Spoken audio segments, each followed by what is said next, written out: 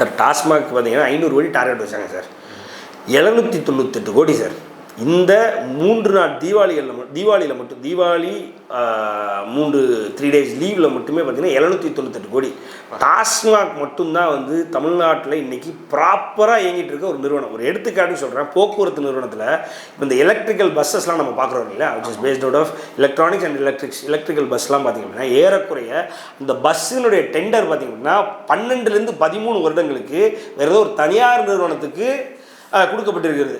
அந்த பஸ்ஸு வந்து கம்ப்ளீட்டாக வந்து அந்த நிறுவனத்துலேருந்து நம்ம வாடகைக்கு வாங்குகிறோம். இங்கே சென்னையில் ஒரு எலக்ட்ரிக் பஸ் ஓடுது அப்படின்னா அது வந்து அரசினுடைய பஸ்ஸு கிடையாது. அது வந்து நம்ம என்ன பண்ணுறோம், ஒரு தனியார் நிறுவனத்துலேருந்து ஆன் டெய்லி பேசிஸ் வாடகைக்கு எடுக்கிறோம்.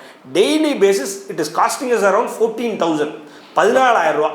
ஆனால் நமக்கு அதன் மூலயமா 14,000 ரூபா செலவு பண்ணி அந்த பஸ்ஸை வர வச்சு இங்கெல்லாம் ஓடுது சென்னையில். நமக்கு வருமானம் வருதா அப்படின்னு பார்த்தா நிகர வருமானம் செலவு எல்லாம் போக நிகர வருமானம் பார்த்தீங்கன்னா 7,000 ரூபா தானே. ஆக தெரிஞ்ச ஒரு பஸ்ஸுக்கு 7,000 ரூபா. இது 12லேருந்து 13 வருஷத்துக்கு இந்த டெண்டர் போட்டிருக்காங்க. ஒரு பஸ்ஸுக்கு 7,000 ரூபா அப்படின்ற அடிப்படையில் பார்க்கும்போது எடப்பாடியார் அவர்கள் வைக்கிற குற்றச்சாட்டுன்னா வருஷத்துக்கு 400 கோடி ரூபா it is a known loss. அதாவது it is an approved loss அப்படின்றார், பட்ஜெட்டட் லாஸ்ன்றார். அதாவது பட்ஜெட்டில் லாஸ்ன்னு காட்டுறதுக்கு அரசு தயாராக இருக்குன்றது. இது எதுக்கு சொல்கிறேன்னா, அந்த போக்குவரத்து நம்ம பார்க்குறோம், நம்ம போக்குவரத்தில் இன்றைக்கி சம்பளம் போடாமல் போக்குவரத்து ஊழியர்களுக்கு சம்பளம் போடாமல் அடிக்க ஒரு தடவை பிரச்சனை வந்து நம்ம பார்க்குறோம், பார்க்காம இல்லை சரிங்களா. ஸோ அப்படின்றதுனால அதை மீறி இப்படி ஒரு லாஸ்ட்டில் இப்படி ஒரு எலக்ட்ரிக்கல் பஸ்ஸஸ் நடத்தலாம் என்ன இல்லை 13 வருஷம் நம்ம போட்டுவிட்டோம், கான்ட்ராக்டை கேன்சல் பண்ண முடியாது. ஏன் எத்தனை சட்டங்கள் நீங்கள் போடுறீங்க, அந்த கான்ட்ராக்டை கேன்சல் பண்ண முடியுதுல்ல.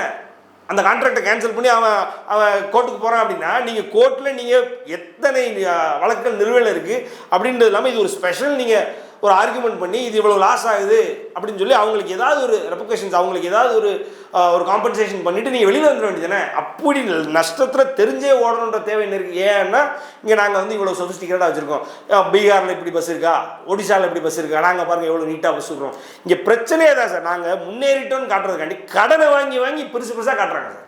அதுதான் இங்கே பிரச்சனையே.